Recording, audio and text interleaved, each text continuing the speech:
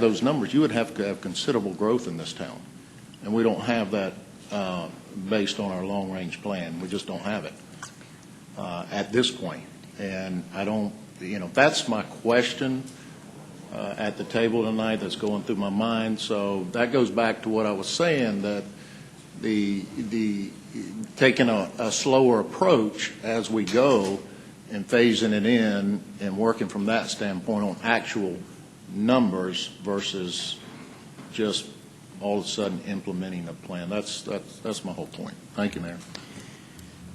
Did the consultants do projections? Forward-looking projections? They did. Okay. They did. Well, that might be helpful. Maybe get that to us to look at. Let's see, Mayor Pro Tem. I was going to say, one of the things we may want, and they may have done this, to survey the companies in the areas where we're talking about potential new routes, to survey those people, because a lot of those people may start riding the bus because we're running long hours in the evening and running on the weekends. Because I've heard that from a lot of students, like at Georgia Military College. If they had the transportation, they would ride the bus. Okay. We are looking at those kind of situations. Right. And I think it's a great idea in terms of making sure we survey these areas as well. I'm sure the consultants did that to some degree with this initial study, but that's just something that has to get done on a continual basis here. It can't be done just and stop here. It needs to go forward as we do the process. Okay, thank you. Let's see, we have Councilor Allen. Thank you, Mayor. I wasn't going to say anything, but since Mayor Pro Tem brought up Georgia Military College, I was going to ask. I think she has, Ms. Lisa has called and talked to someone about that. I know Pop Barnes got a call. He called me about it. If the bus could turn off Moon Road, off Warm Springs Road at Blackman, they could do a loop in the parking lot of Georgia Military and then come right back down. I mean, it's a quarter mile probably. And so there are a lot of students that. Council Allen, we've heard that request. I know Director Hunter has as well, and is working with Georgia Military for that very purpose, providing. Thank you very much. So we all through this process, we've heard situations like that, and where we can accommodate that, we have certainly made that happen. But that's not to say we don't need to keep evolving this process as we go along. Thank you. All right, thank you, Rick. Thank you very much. Good work, and I appreciate all of you all coming. I appreciate your interest and your participation in the process. So I hate that it's after 8:30 and our bus service has stopped. I hope you all have made arrangements for rides. The irony of that is rich, but thank you for being here. Thank you, Madam Mayor. And I've got two more, and they're very short. Good. I mean, I promise you. I'm going to put you on the timer, the lectern timer. Yeah. Especially the Columbus High. Okay. Is one slide. Okay. Well, we've got a few pictures, but it's short. Well, Lisa, come on up then. Come on, Lisa, run. I'll make it as short as I possibly can, but good evening, Mayor, members of council. I am going to just provide you with an update of the honorary designation, the naming of our facilities or amenities. I brought this particular presentation to you back in 2013, so it's going to be pretty much that, and I'm adding some additional information to it based on the council referral that, of course, came through with Councilor Henderson, and talking a little bit more about the council committee that was established as well and some of their recommendations. And so with that, I just want to mention, particularly for the viewing public, that the Board of Honor is the board that actually oversees our memorial program of our public facilities, streets, and that just they do that to distinguish those citizens who have done some great things in our community. And so that's what they do in terms of honoring and designating particular areas. The current ordinance allows for the renaming of our existing streets or any segment to honor individuals living or deceased And just as the discussion that came up earlier regarding Gunboat Drive and Chastain Drive, it does not allow for the change of addresses. So with the honorary designation, the actual street address does not change. It remains the same. When I provided this presentation back in 2013, the Honor Board had just come up with a recent decision, and that decision then was to allow those individuals who were being honored that if they had contributions to a specific place or a specific location on a street, then that street, that portion of street or that block of street would be named or designated in that person's honor. But if it was a neighborhood or community-wide contribution that was made, then the entire street could be named in their honor. And that is just a decision, something that the Board of Honor decided on. The current process, when an individual want to name a building or a street or something in honor of an individual, first of all, the request has to be received by mayor, council, or organizations that would then go to the clerk of council. The clerk of council would then place it on her agenda for council's action. If council approves that referral, then the clerk of council will forward that to the honor board for consideration, and if they, of course, agree on that recommendation and approve it, then they will then return that back to the clerk of council, who will then put it on for consideration. And keep in mind, the honor board only meets on an as-needed basis, so they don't meet regularly every month or every other month like that. So it's only on an as-needed basis. The clerk will then, when she places it on her agenda, she'll also provide to you the minutes of the board's decision of that particular meeting. Council will then vote on it and call for a resolution, and then, of course, the clerk will then place it on the next business meeting's agenda for consideration and your approval.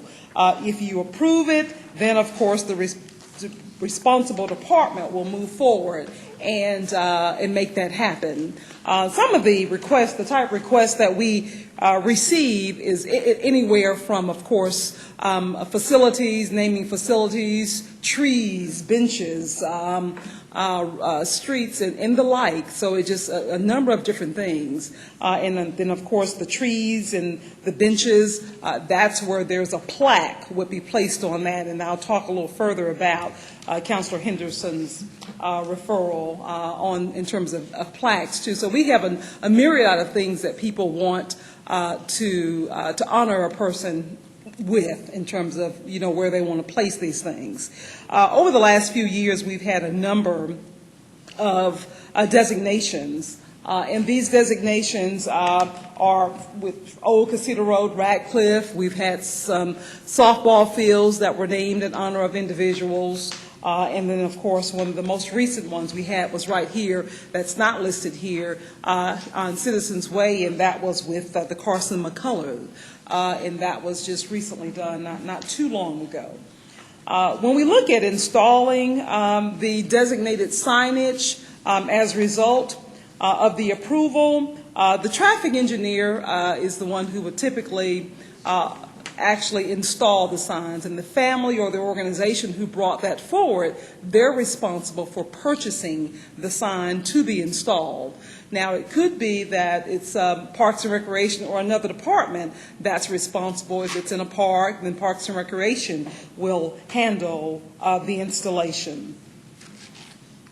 Some of the considerations that we have continued to hear, and that this council committee that was established dealt with, was whether or not honorary designations should honor living or deceased persons other than just streets. Right now, only living or deceased persons can be honored with a street, not a facility, based on the current ordinance. The other consideration was, should there be time limits on those designations. Back in April of 2012, ordinance number 1219 was approved that did set a 15-year review of designations, which means every 15 years we could come back and we can review that particular name that was that honorary name designation, because it may mean that, for instance, the A.J. McClung Memorial Stadium, you may want to come back 15 years from now, or, you know, of course it's been 15 years, and you may want to rethink that and name it after someone else. And I just use that as an example. This ordinance allows that. And that's what that's for.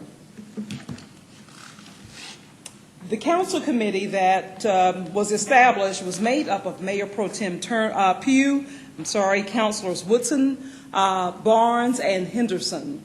And some of the considerations that they came up with when they met during those times was, first, they wanted to ensure that if a facility was renamed after the 15-year point, that a plaque be displayed in a prominent location recognizing those previous honorees. So that was one of their considerations. The other consideration was that they suggested that public facilities and amenities should be named in honor of living or deceased persons, not just streets. And you have before you a April 17th, 2014 Board of Honor minutes where that was discussed at their meeting, and they did not have any objections to that proposed change. There was some discussion, but they had no objections to naming facilities, amenities after living or deceased persons. The other thing that they discussed was honorary designation signs being in a color other than, of course, what the current street sign is. Right now, in the historic district, you will see brown honorary designation signs. In many other parts of the city, you'll see blue, as you see here for the Carson McCullers, which is blue. And so I think the committee just thought that it would be good if honorary designation signs were in one color. That way, if anyone saw it, you knew what that meant. And the color that they decided was brown. It could be any color. But I thought they just decided that brown would be a good honorary designation color. But, excuse me? Oh, okay. The other thing, and you have a copy of the detailed application, they thought that it would be good if all persons who were being considered in terms of being honored, those individuals who want to bring names forward, all the information would be similar. At a minimum, they have to complete this application. That way, all the necessary information was there, and that way it would help to determine the contributions of the individual to in our community for which they're going to be honored or proposed in terms of the honoring. Now, you have some people who are going to come and they're going to provide more information. Some will come with a resume. But at a minimum, that application process, that application is what they would have to use, and that will come back to you. That way, you will have more information on the individual that they are requesting you to approve in the final scope of things. And, of course, you have a copy of that. The other thing, consideration that they had was designations for amenities such as benches and trees and other things would not go before the honor board, would not come before council, but perhaps just be done administratively. And that's where the plaques come in, of course. If there are trees or benches or other things that individuals want, you know, that plaque to be placed on, we could come up with an administrative protocol that, of course, we can share with you and let that department, if it's Parks and Recreation, because we receive a lot of requests for those type designations that the honor board does not want to deal with. In point in case, back in 2011, when the request came before the board to name an area or a lobby in the ice rink after, I think it was William Robinson.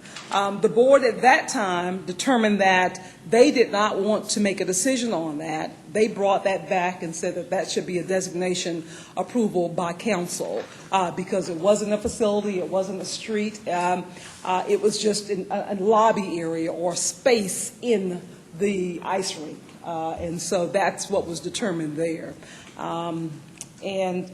So that's, again, something that can be done administratively, not necessarily by council.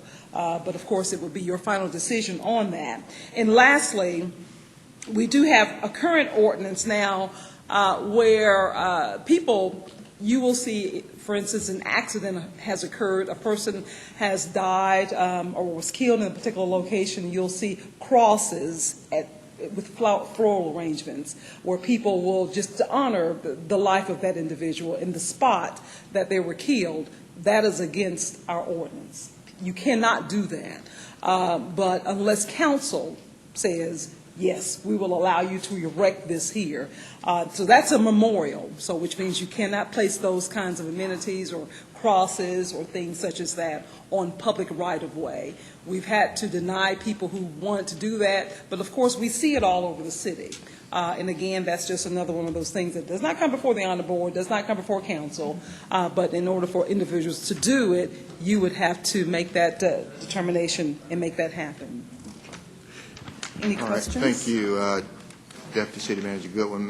Madam Mayor, I don't know if there are questions, but I will say regarding the plaques where she's mentioned administrative authority and department heads could make that decision, I have concerns with that, and so we can address that later because, I just don't want to put department head in a position that they approve some and not others, and people say you're picking on me or you don't like me, and I'd rather there be a resolution that comes to council and you get to approve that plaque. So that's just my thought. And Mr. City Manager, it's certainly council's choice, but I do think I could give you the name of a couple of cities where they've named things after living individuals, and then something has happened in that person's life, and the city has spent a lot of money removing names and things. And so it's just one of those things. It's something to be considered. I don't think we'd have anybody in our community that would ever have anything happen in their life that would cause us. But it most certainly has happened in cities where they've etched it into the marble or whatever, and then for some activity they've wanted to remove it. With Yeah, that, Madam Mayor, I'm going to ask Engineer Donna Newman to come forward. And she's going to mention the Columbus High parking, where we're going from here, and then just the lane striping on 10th that we talked about last week. And this...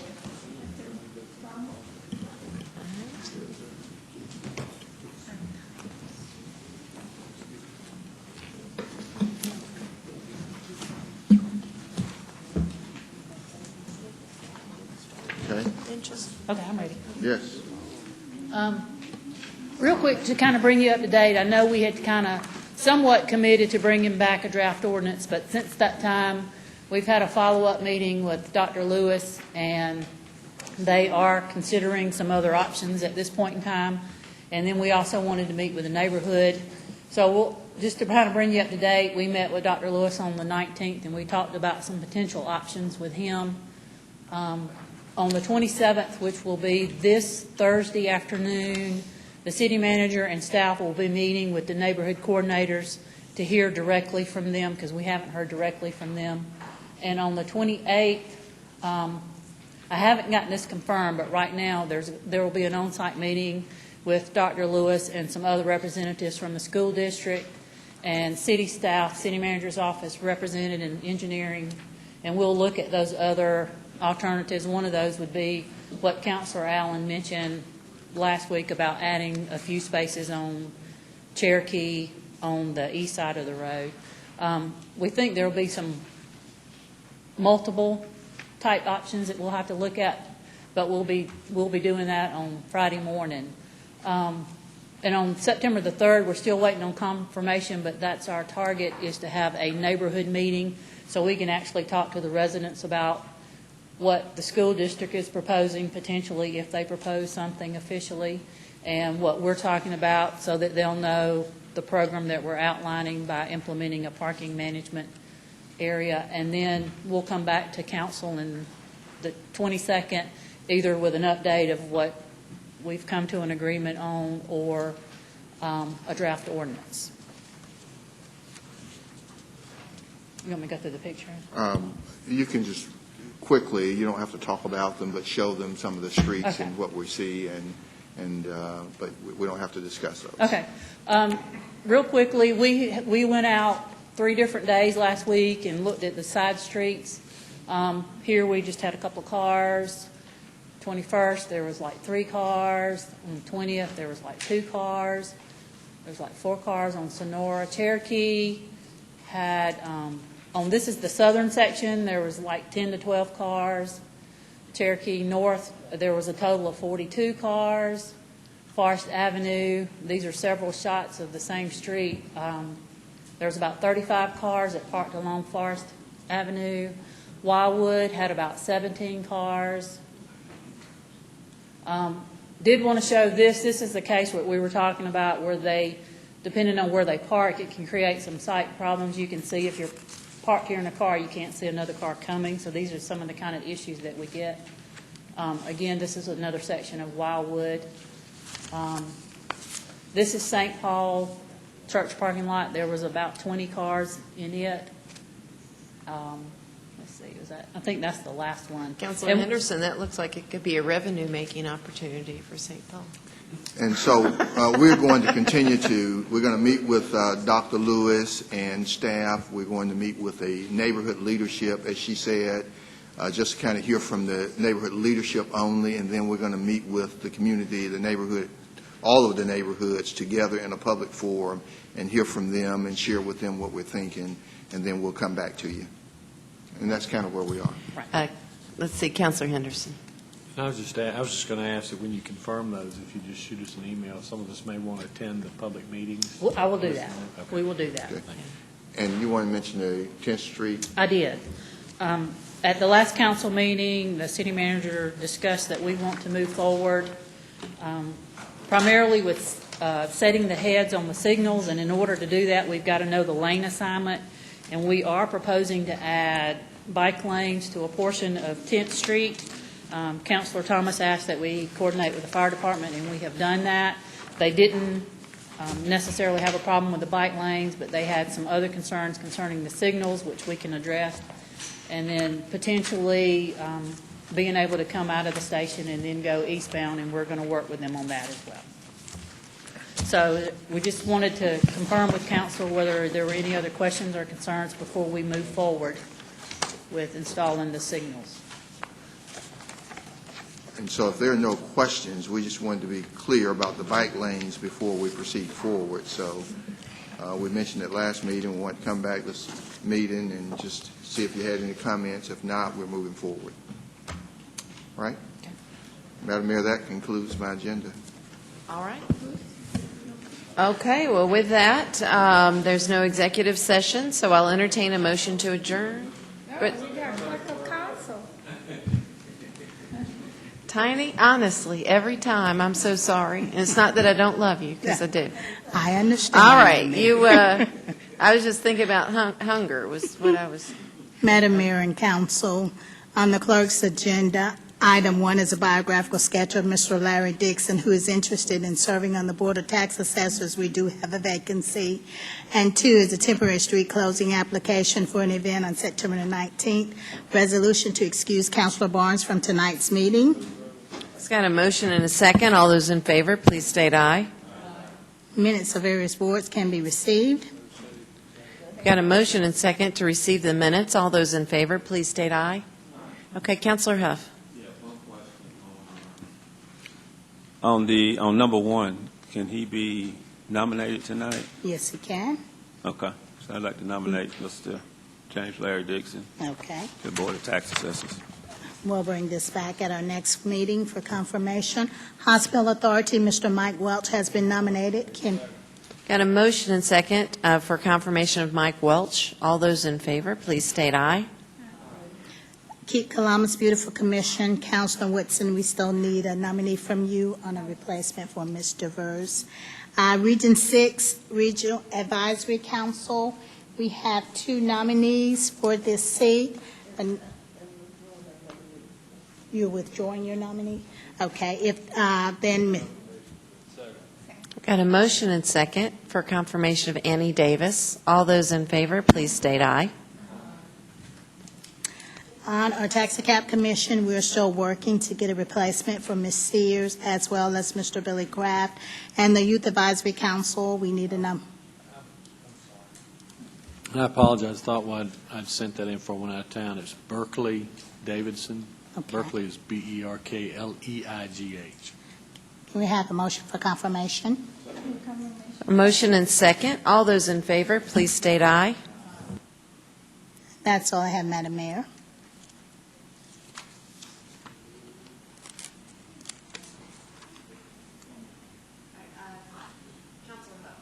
Mr. City Manager, it's late, so I'll get with you. You don't have to write it down. I have several complaints from several areas in my district, so I'll make a list and get it to you. Thank you.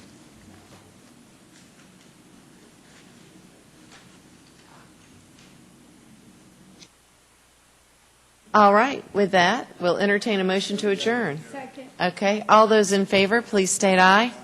We are adjourned. See you next time.